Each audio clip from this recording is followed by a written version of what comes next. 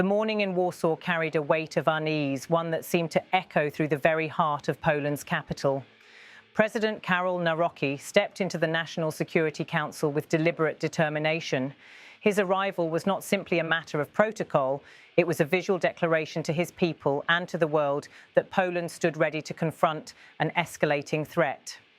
Just a day earlier, Warsaw accused Russia of violating its sovereignty, sending drones into Polish airspace. What followed was more than an administrative meeting. It was a nation signalling defiance. Inside the chamber, the scene was as symbolic as it was practical. The president took his seat at the head of the council, surrounded by the country's top military, political and intelligence leaders.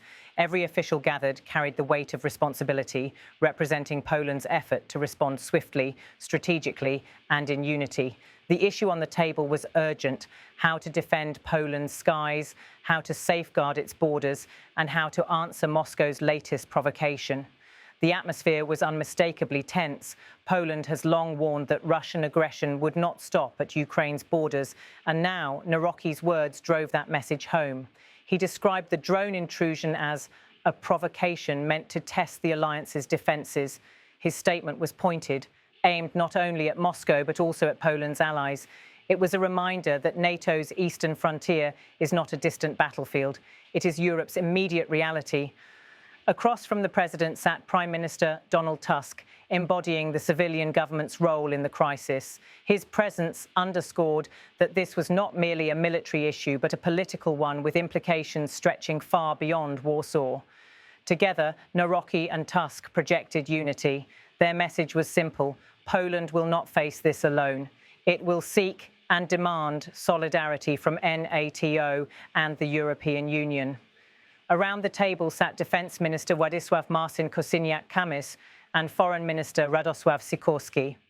Their tasks were intertwined, one preparing the military options, the other drafting diplomatic language that would resonate on the global stage. Between them, a strategy was forming, a blend of deterrence and diplomacy designed to reassure the Polish people while holding Moscow accountable. Behind them, the flags told their own story. The Polish white and red stood beside the NATO blue and the European Union's circle of stars. These were not just symbols, they were Poland's anchors, reminders that Warsaw is not isolated, but part of a larger collective security framework. Yet, as history has often taught Poles, alliances must be proven in moments of crisis, not simply invoked. While cameras captured the opening moments of the Council, the real deliberations unfolded behind closed doors. Officials debated whether to invoke Article 4 of the NATO Treaty, a clause that allows any member to call consultations when its security is threatened. To do so would force a formal allied response, potentially escalating tensions with Russia, but also reinforcing collective defence. The stakes could not have been higher. For many in Poland, the drone was not just an unmanned aircraft crossing a line in the sky. It was a deliberate signal from Moscow, a way to probe defences, test reactions and measure resolve. Military experts have long noted that Russia often uses such tactics, small incursions, limited provocations, to gauge how far it can go before facing pushback. To Warsaw, the drone incident was not an accident. It was a calculated message. The Polish response extended beyond Warsaw. At the United Nations, diplomats prepared to raise the issue before the Security Council. While Russia's veto power meant any binding resolution would likely fail, the move was symbolic. It placed Moscow in the dock of international opinion, isolating it further and forcing the world to confront what Warsaw described as a violation of international law and a deliberate challenge to global norms. But beyond diplomacy, there was a military reality unfolding. Poland's defence forces moved swiftly to heighten readiness. Patriot missile batteries supplied by the United States were repositioned to protect critical infrastructure and border regions. NATO surveillance aircraft were requested to patrol Poland's skies, sending a clear signal that this was not just a Polish concern, it was a matter for the entire alliance. To understand the weight of this moment, one must look to history. Poland's past is scarred by invasions, occupations and betrayals. From the partitions of the 18th century to the devastation of World War II and decades of Soviet domination, the violation of Polish borders has always carried existential meaning. In this light, a drone over Polish airspace was more than technology. It was history repeating itself in miniature, a reminder that sovereignty must always be defended, not assumed. Inside Poland's parliament, the response was strikingly unified. In a country often polarised along political lines, lawmakers from across the spectrum voiced solidarity with the president's call for vigilance.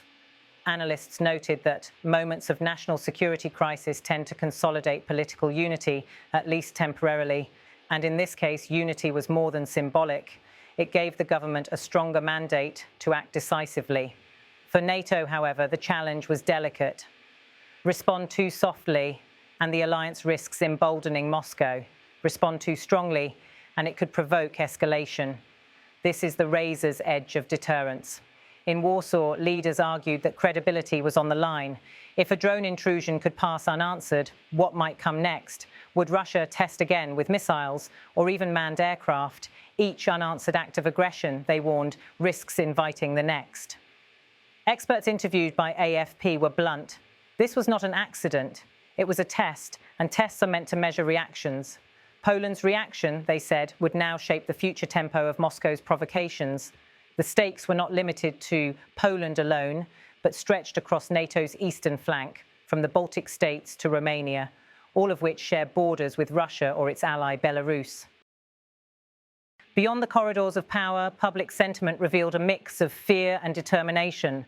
On the streets of Warsaw, citizens expressed unease about the drone incident. Polls suggested rising support for a stronger NATO presence in Poland, including the permanent deployment of allied forces. For ordinary Poles, the war in Ukraine no longer felt like a distant conflict. It was spilling across borders, first through refugees and now through military hardware. As the National Security Council deliberated, officials emphasised one central truth.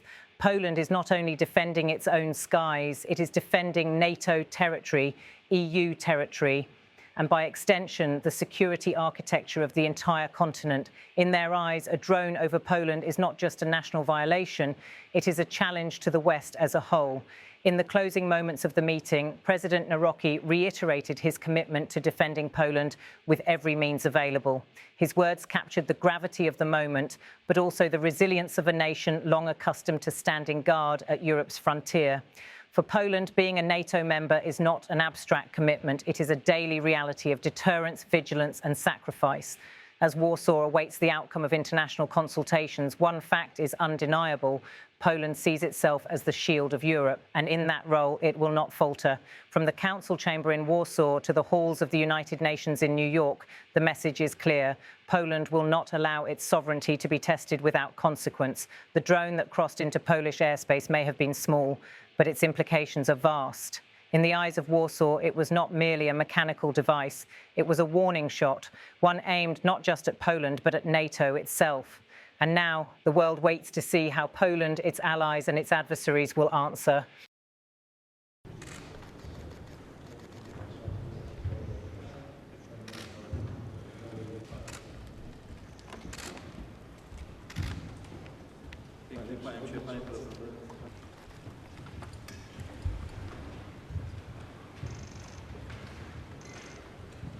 Przedstawicieli środowisk parlamentarnych, szefów klubów, szefów partii politycznych, panów generałów. Witam września bez emocji politycznych, bo taki ma mieć efekt Rada Bezpieczeństwa Narodowego.